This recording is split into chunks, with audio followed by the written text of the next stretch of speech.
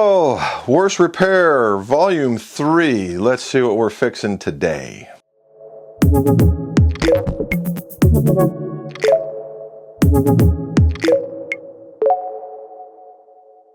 Welcome back to the golf shop, Jim McCleary, and we have kind of a special repair and volume 3 of the worst repair.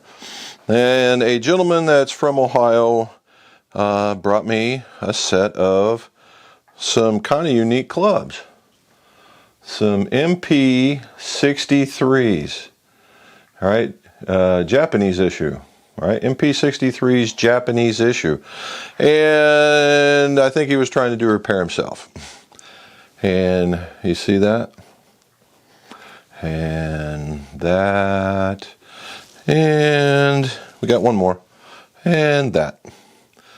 All right, and you see all the glue and the gunk around the outside, so it's really kind of, we're going to try and figure out what we got to do. And we have what do we have? We have a 6 through 9, and we are going to heat all these up, take all this off, and we're going to start over.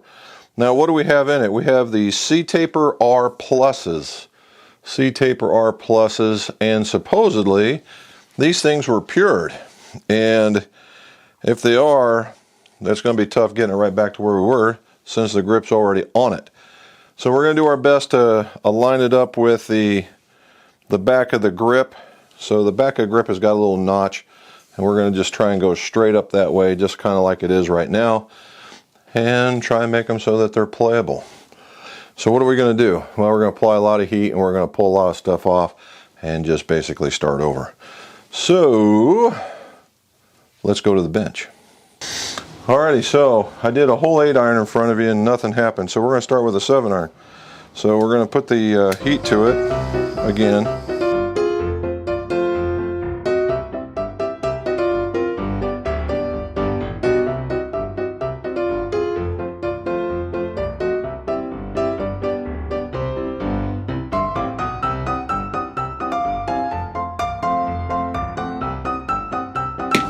Alright, so just like last time, it came out, and what I tried telling you guys before is that there is a truckload of junk in here, so that's probably one of the reasons why it didn't work. Also, we found a tip weight, all right, and a goodly sized one at that, right there. So that's a monster tip weight. We're going to have to do something with that. And if we look, it's not a very well abraded tip. So we're just going to start over like we talked about. These guys are gone.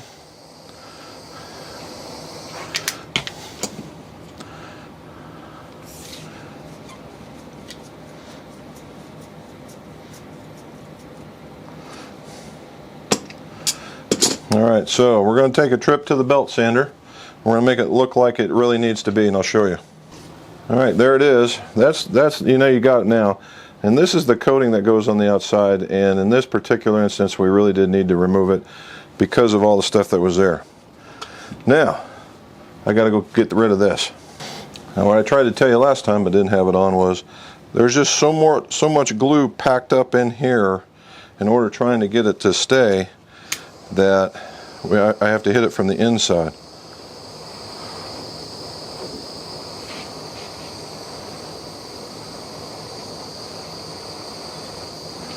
Alright, now let's go make another trip.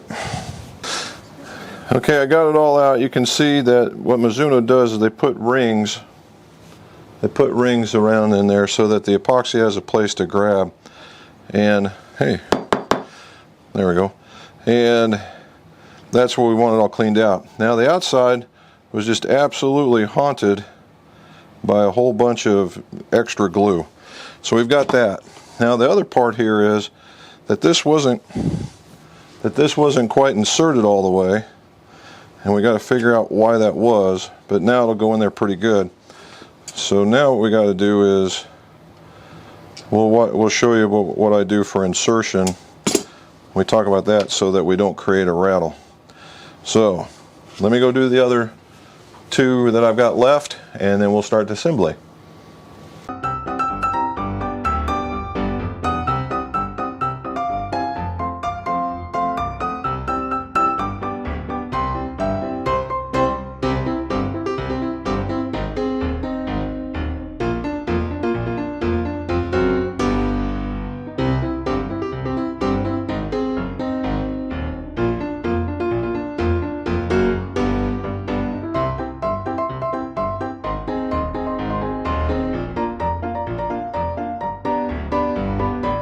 All right, we finished up on the last one, and as you saw me, I was pointing out, the last two had some level of string in them. I'm not sure where that's coming from, but we've got them cleaned up. Now I've got to get to the inside of here because we're going to try and glue them in to stop the rattle. So give me a minute on that one. Okay, so I used a drill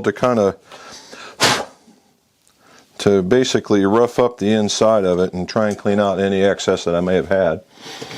And now, set up for gluing. I gotta get rid of all the stuff that we created so we don't make a mistake. Alright, so we got weights. Now the last bit of this one, the weight is jammed in there. And it's jammed in there, so chances are this one of rattling are going to be small. I'm going to leave that one alone. So, got 4 clubs. We're going to use my new glue. Call it the new glue. I've been using it for almost a month, but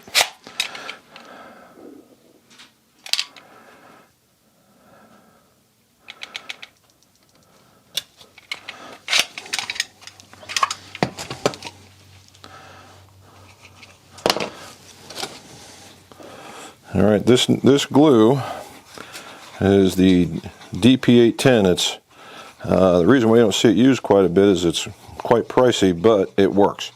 It clings to a lot of different surfaces, and it's used out on the tour vans. I figured, well, and since you guys we're sending to a lot of places, in fact, out of the U.S., I want to minimize my failures, preferably 0. And this is the stuff that's supposed to do it. So we'll see. It has a very, very short working time, and that's the reason why I don't talk in between it, because I got to really think about what I'm doing here. So the first one, we're going to get that there, and a little glue for the tip. Got that to slide on. Glue for the weight, so it stays in there nice and tight. There we go. Don't need a whole lot with this guy.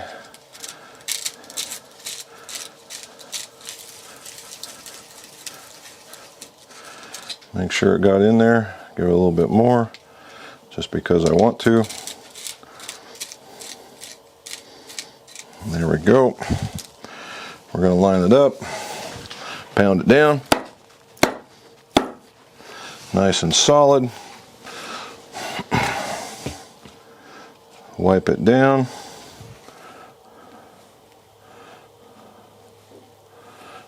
And then wait for it to dry.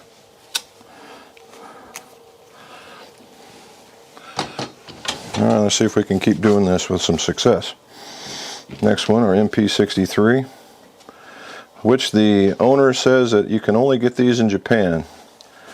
I am not strong enough with the Mizuno product to be able to tell you one way or another, but we'll take his word for it.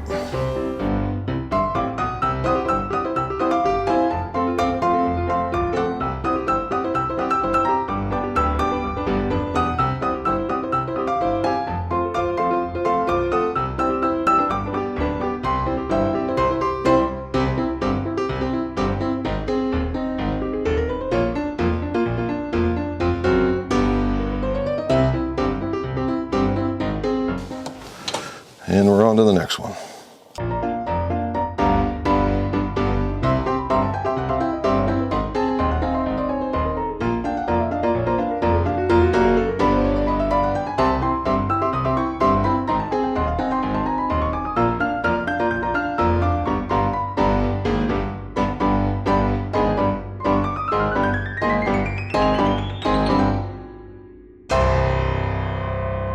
I take it out of frame because it's easier for me to wipe it down. Not that I'm hiding anything from you. All right, it's been a few minutes. Actually, it's been a few hours. It's been a few hours, and we're done. We got her put together, and what I did is I just went and put the, turned the ferrules on the felt belt, did a little acetone, did a little glands watch, and then a little wax, and voila, we are done. And there's that one. And there's the other two. Actually, there's 4. I got one more to show you. So what were these? So they're MP63s. Again, I'm not strong with Mizuno and the history of a lot of them, but MP63s, they appear to be kind of a, what you would call a player's cavity back, maybe the predecessor to the JPX Tour, right? And I mean, a solid looking club, has a little bit of sole relief on the back. I won't say it's like a tour grind or anything, but they're making the sole a little smaller, so maybe for a picker or a small divot taker. It's a good looking club, but certainly for a good ball striker. Now, what did we all find? Well, we found that there was a very large weight in it, right? There was a very large weight in it, and that was causing some grief. And when you have large weights in them, even that little bit, because normally these are really tight fits, what you've done is you've pushed that taper further this way, making it more loose, and give you that feeling that, oh, I need to put more stuff in there. Okay, so normally what's happening is it looked like, it appeared as if they were original ferrules. And so if you're trying to reshaft, let's just say that these were the original shafts, you're trying to do a reshaft, and you put that in there and it comes down, it won't match up to this. Then it's going to be loose. So then you're going to want to put a whole bunch of glue in it to fill in that space. No, because epoxy works best when it's thin. So you have to put a shim in there. Well, do you really have to put a shim in there if you can get it pushed down further? Well, no, not really. I got them in there and they are nice and tight. So there we go. We've got them. They're cleaned up. They're ready to go. And then I even cleaned the grips for the gentleman, because they were awful. They're now nice and tacky, so we can go use them. So what would you take from a guy with a C-taper R Plus 115? He's got a gazillion pounds of tape on the back and about an 8 to 10 pound or 10 gram weight in the bottom. Which sounds like again, I don't know. I have not talked to the person other than Robin saying, hey, we need to put this together. It sounds like somebody's trying to chase swing weight and in this heavy club feel, because heavy club feel means more distance. And that's not necessarily true either. The heavier you make the club, the slower you're going to tend to swing. You say, yeah, but I put more mass behind the ball. Yeah, you can. That's if you hit it properly. Now, if it's too heavy, it's going to throw you out of your groove. So something to keep in mind. So here we are, Volume 3. One of the worst repairs, although it wasn't too bad to fix this time around. And if you guys get out, you find yourself you're out of your depth or something and you really need a little help, give us a call or email us at mcgolfshop@roadrunner.com and we'll help you out. And as always, guys, let's see your scores go low.